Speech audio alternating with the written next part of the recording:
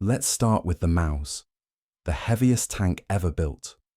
188 tons of absolute unit. The Germans looked at their Panzer tanks and thought, what if we made it so big it can't cross bridges? This thing weighed as much as 3 normal tanks. It was so heavy that most bridges would just collapse under it. The solution? Drive through rivers underwater using a snorkel system. Yes. Their supertank's special ability was driving on river bottoms like an extremely slow, extremely expensive submarine.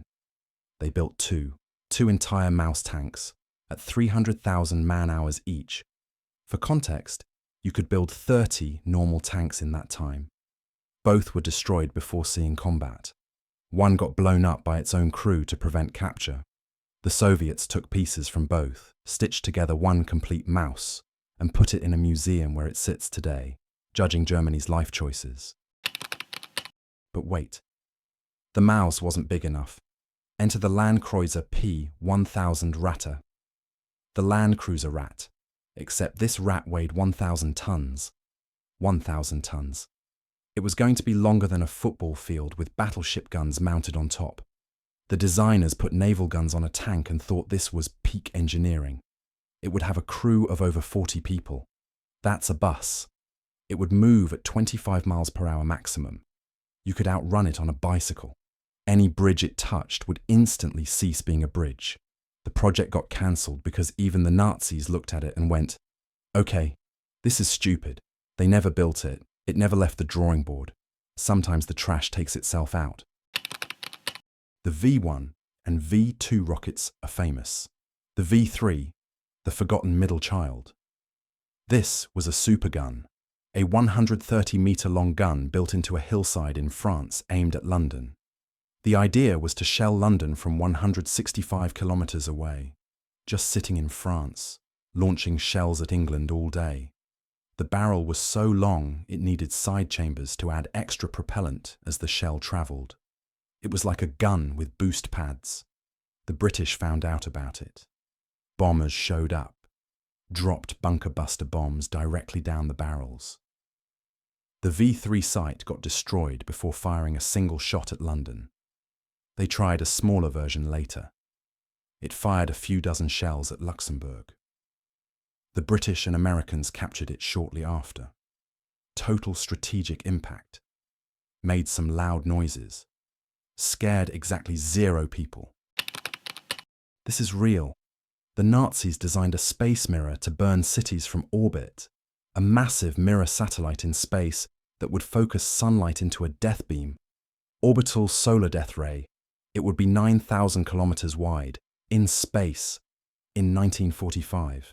They hadn't even invented satellites yet. The designer claimed it would boil oceans and ignite cities. The Allies found the plans after the war and just stared in confused silence. This weapon required getting a giant mirror into space while losing the actual war on the ground. Shockingly, this remained theoretical. Sometimes you don't need to fail the test because you never make it to the classroom. The Nazis tried to weaponize sound. The concept: massive parabolic reflectors that would focus sound waves into a beam that could kill people or shoot down aircraft. They built prototypes, huge dishes that would fire concentrated sound. The acoustic weapon would rupture organs or disorient pilots. Testing results: it could kill mice and small birds at close range if they stood perfectly still for about 30 seconds. Against actual aircraft, nothing. The sound dissipated too quickly. Physics said no.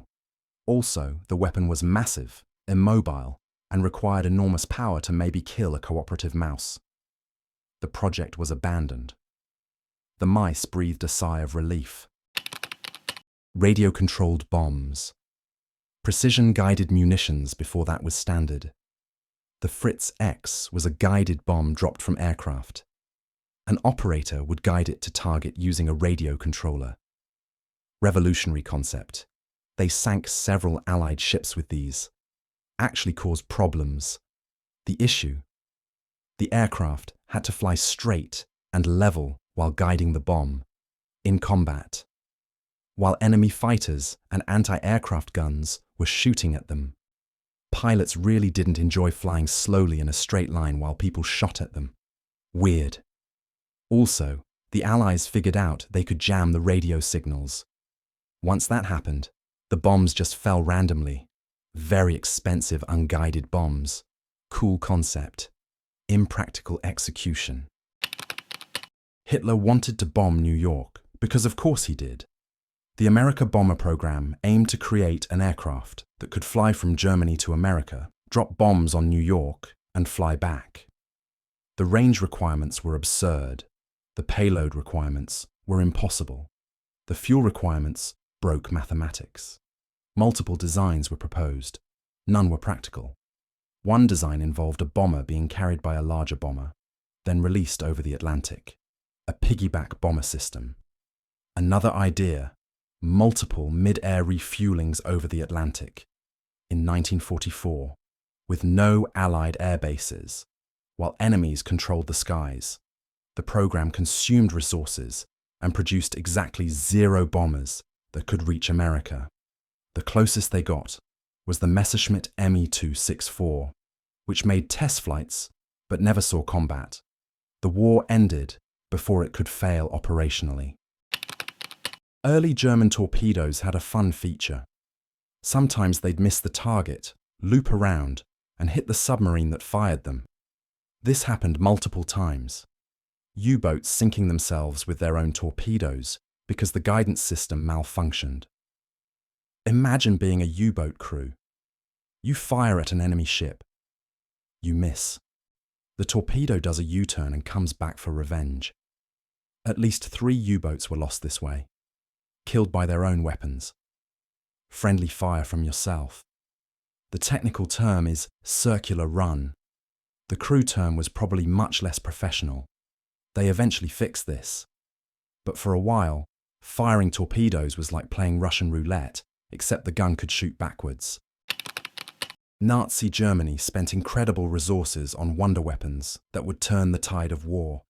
Giant tanks too heavy to move, space mirrors, sound cannons, bombers that couldn't reach their targets, torpedoes with personal vendettas. Meanwhile, the Allies just built more normal tanks, more normal planes, and more normal ships. Boring, practical, effective. Turns out you don't win wars with theoretical space lasers. You win with logistics, production, and weapons that actually work. Germany could have built thousands of normal tanks with the resources wasted on 2 mouse tanks. But instead, they chose to dream big and fail spectacularly.